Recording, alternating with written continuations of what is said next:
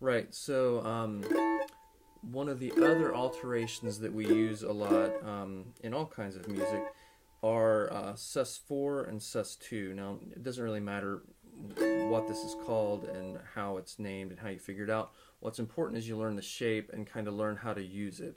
So in this case, rather than changing our pinky note down here, the root, we're going to actually change the note that our ring finger is playing, which is the third of the chord.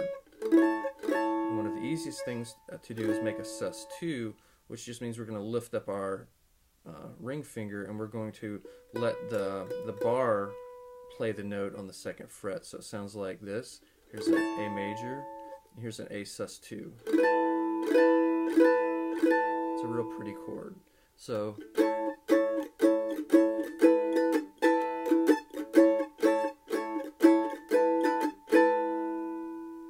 now the other thing you can do is make a sus4. There's a couple ways to do it. What I like to do is play it like this. The idea is that we're going to play these notes.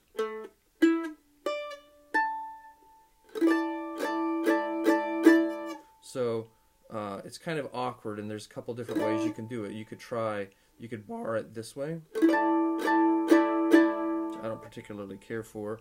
What I tend to do is take my ring finger here and I tend to slide it up with the same fret that my pinky is at. That gets a little crowded there, so you kind of have to do a little gymnastics. You kind of have to turn your hand, and which kind of makes your bar kind of fall apart here a little bit. But as long as you keep the top two barred, you're okay. So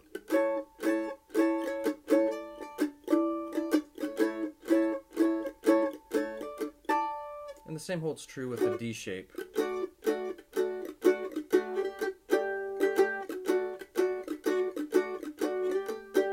And the same holds true with the sus2.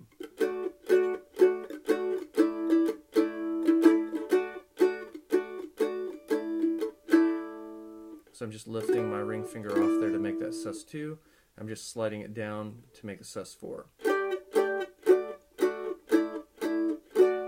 And the way that's actually used in context a lot is like I'm holding an A shape here.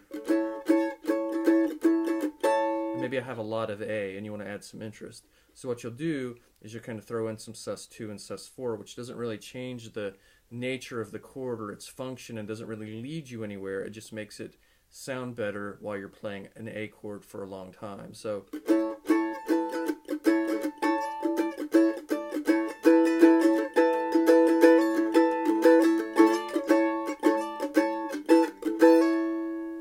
right, so there's sus2 and sus4.